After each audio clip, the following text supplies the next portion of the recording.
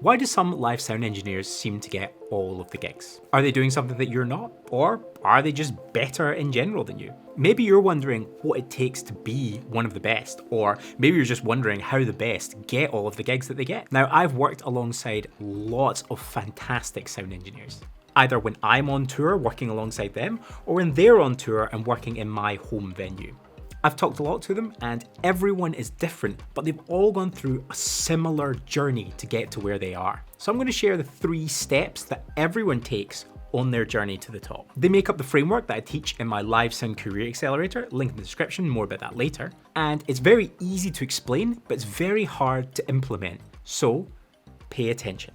Okay, the first thing that they do is that they are diligent about improving their skills, right? What do I mean by that? I mean that they are constantly taking courses and learning how to improve themselves, always becoming better at their craft, right? So I start with this because this is actually the easiest thing that anyone can do to move up the sound career ladder, so to speak, right? You can improve the skills that you use. So skills are things like, do you know how to use Shure Wireless Workbench? Do you know how to use Dante controller? Do you understand how Dante works? Those are specific skills. There's also sort of broad-reaching competencies that you can also study. Things like, do you actually understand fundamentally how wireless microphones work? Do you understand how to coordinate wireless frequencies and what are the best practices in that? Or do you understand the fundamentals of computer networking that Dante networks run on? So how do you go about learning these skills? Again, quite easy. There's a whole plethora of ways to learn these skills. For one, you could take online training. Lots of manufacturers have training courses on their websites. You can go on their website and take a course. For example, Shure offers courses on Wireless Workbench and coordinating wireless frequencies. I'm sure Allen and Heath has courses on using their mixers. So does Music Tribe, Midas, those sort of things. Beyond that, you can also go to in-person training, like in-person events where you learn how to use pieces of technology. Rental houses quite often have events hosted by, for example, Midas or Allen and Heath, where they will teach you how to use their mixers. So you can learn skills there. Beyond that, core way to learn skills as a live sound engineer is to read the manual or read books. There's been a lot written about the whole art of mixing live sound, and every single piece of hardware or software comes with a really, really detailed manual. Loads to learn in there. For example, reading the Rational Acoustics manual for Smart is actually a really good way to learn about sound system tuning. Beyond that, we live in this wonderful age where people can teach you things on YouTube. I do lots of that, and there's lots of other great creators like Michael Curtis and Drew Brashler and Rattle and Bones Club that teach you concepts in live audio and can help you up your skills and get more gigs. But perhaps the gold standard in learning how to do something is just asking your colleagues, asking your peers, asking your mentors, because then you get their perspective and you can also get a little bit of feedback on how you're executing the skill. So that's the first thing, upgrading the skills. If you are currently mixing some shows, but you want to mix more shows, and you want to go full time as a freelance live sound engineer, then you should check out my Live Sound Career Accelerator. If you're watching this video near to when it's released, then I am taking the second intake of students in early November 2025. And from the start of October, I'm opening up my calendar massively to take calls and talk to you and find out if you're a good fit for this program. There's limited numbers, but if you want to apply, you can fill out the application form, which you'll find in the description down below. If you're successful, then we'll have a chat and you can talk about joining the course.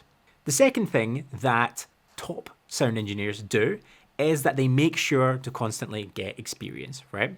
This is a bit harder, right? Because it involves that you need to get hands-on with the equipment. You need to somehow be using that equipment and solving problems that pop up by yourself. It's one thing to take a course and learn the actual ins and outs of the equipment. It's a totally different thing to deploy it, set it up, and run into problems along the way.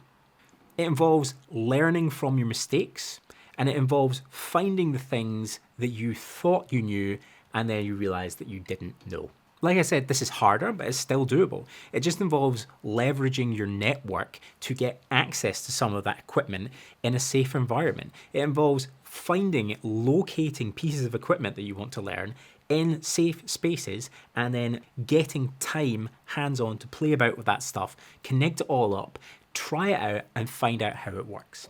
And of course, the next step after you've got some dry experience playing about with that in a warehouse or in your studio or wherever you've got it, is that you need to try it out on a show somewhere. And that's difficult because you need to convince someone to let you come to a show and use that and probably pay you for it. Sometimes you might not get paid for it, but that's the point when you're building the experience. It's worthwhile to do something and not get paid for it if you don't know how to do it, but the result of that gig is that you learn how to do it. That's a trade I would take almost every time. So that's the second thing they do. They always make sure that they get hands-on experience with the skills that they develop. The third thing that everyone does, which is by far the hardest thing, is that they work on developing their network all the time. Now, this is incredibly difficult because it is time consuming. It takes a lot of time and effort to build your network. And networking is this sort of cringy word that no one likes, myself included, because it's a kind of corporate way of saying meeting people and making friends with people. It's not like you meet someone and go, hey, let's network, here's my card. No, you run into them, you have conversations, you get to know them, and then you become friends, or at the very least, pleasant colleagues. Like I said, this is really difficult because it takes time. You can't fast track a relationship. The only way to build a relationship is to have multiple points of contact and multiple conversations over a period of time. So networking is just meeting people and starting and maintaining relationships. You can do that at shows, whether you're working at them or just attending them. You can do that at warehouses, whether you're working or picking up some equipment or just visiting. You can meet people through your existing contacts. Maybe you need something or they need something and someone says, hey, do you know Andrew? He knows how to do this, or he has access to this, or he knows this venue inside out, or XYZ. It's the people you know, but it's also the people they know. The people they know that they know, right, forget them, that's not important, but people your contacts know are also important contacts for you. The most important thing to keep in mind when you're meeting people is that they're normal humans and so are you, so please act like a normal human. And also just get to know people, learn about them, be curious, be genuinely interested in them. Don't think, here's a sack of meat that can give me work. No, after talking to people a lot, you learn more about them and you learn how you can help them. And then when you can help someone, you're in a position to create reciprocity, right? You do something nice for them, or even if you're able to do something nice for them, then maybe they can do something nice for you. So why don't you start off by going and doing something nice for someone you know without expecting something in return. You never know what will happen, but they'll probably remember it. So anyway, that's the 3 things you need to do. Remember to apply for the Career Accelerator if you want to go full-time in live sound. And I'll leave a video up here that I think is relevant to this video somehow. I'll see you in the next one. Goodbye.